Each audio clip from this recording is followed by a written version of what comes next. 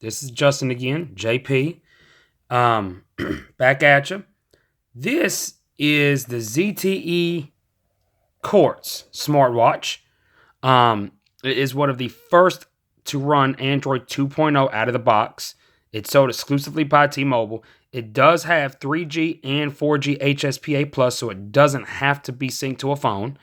Um, I have now I've been using this phone since April 21st. It came out the day that the Galaxy S8s came out. Well, in store anyway. It actually was available a week before online, but I got it in store.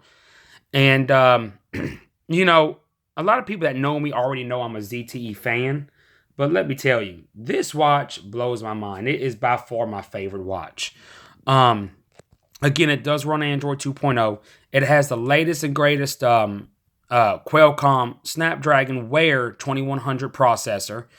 Um, it has an odd amount of RAM. It's what is it, 700 something. I always forget that number. I want to say 764 or something like that. It's kind of the in between 512 megs of RAM and a gig of RAM, whatever that in between is, at 768 or something like that.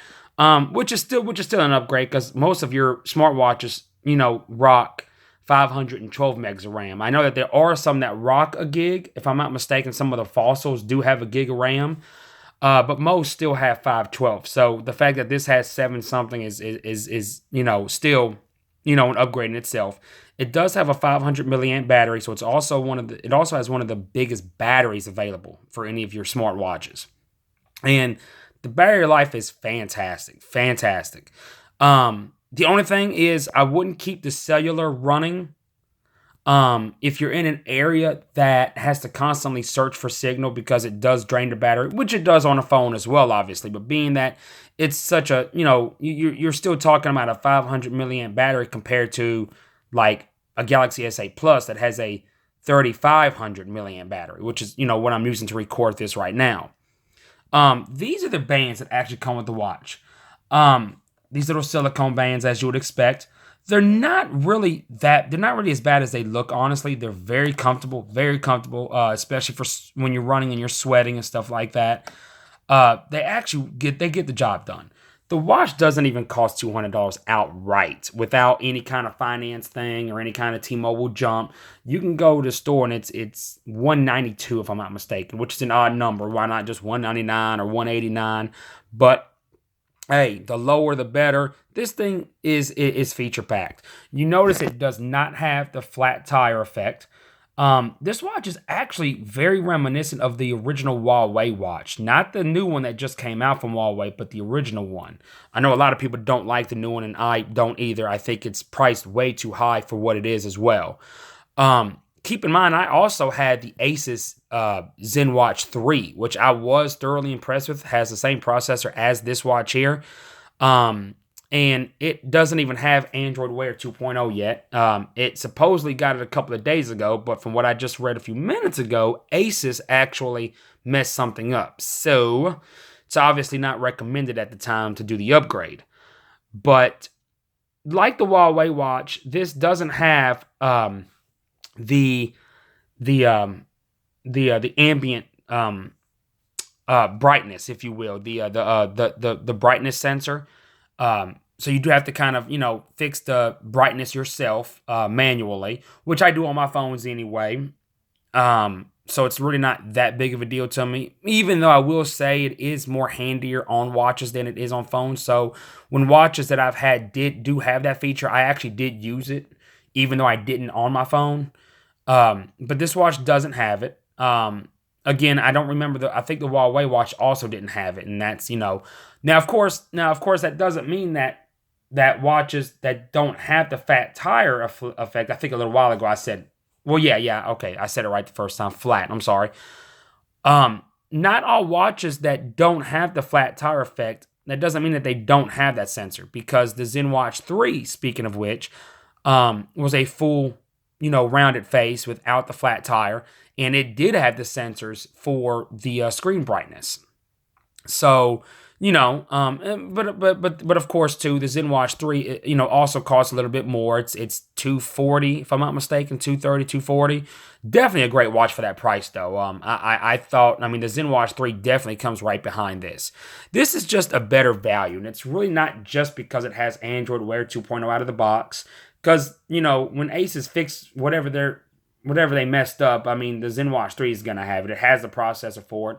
I can't remember the RAM that the ZenWatch 3 had, either 512 or a gig. But I mean, for $200, or not even 200, 192, this ZTE Quartz is, I mean, it's awesome. This watch has been spectacular. The screen is AMOLED. It is, again, 2.0. So you do have things like the App Store that you can do without the need of it actually being connected to your phone. It can sync to your phone's number. It has its own phone number, but it can also get forwarded calls from your phone.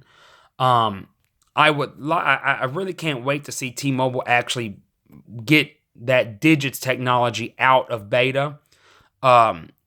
Digits is basically their version of number sync, which is what AT&T has, and that will truly kind of be an even better feature for something like this, because it really will give this the same phone number as your phone. Because this, if I go into settings and display my number, it'll show the number to my phone, but it actually still has its own phone number, and you can actually pull that up as well because it asks you what number you want to display. So still learning a lot of that. I've had it since April 21st, but I've had, like I said in one of my other videos I just did for the ZTE Blade X Max from Cricket. Again, it kind of depends which one you watch first. I have kind of left one job for another that I used to work at, and I was transitioning over. So I've been working a lot, because when I wasn't working at one, I was at the other. So I'm just now getting caught up on a lot of videos. I've had a lot of devices. I got a lot of things I got to review. I probably won't do a review on the G6 and the Galaxy S8 Plus because there's just too many videos out. But I do want to do a video on my opinion between the two, because they are both great devices. I do want to do a review on the new Gear VR with controller. I have that coming in today by FedEx.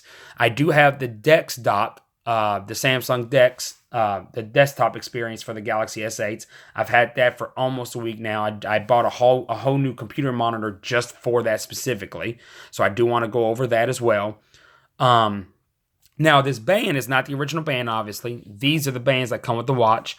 This band is actually really weird. It's a Fossil band, and I forgot I even had it. It was brand new. I got it from a trade a couple years ago for when I traded an LG Smartwatch for a Moto 360.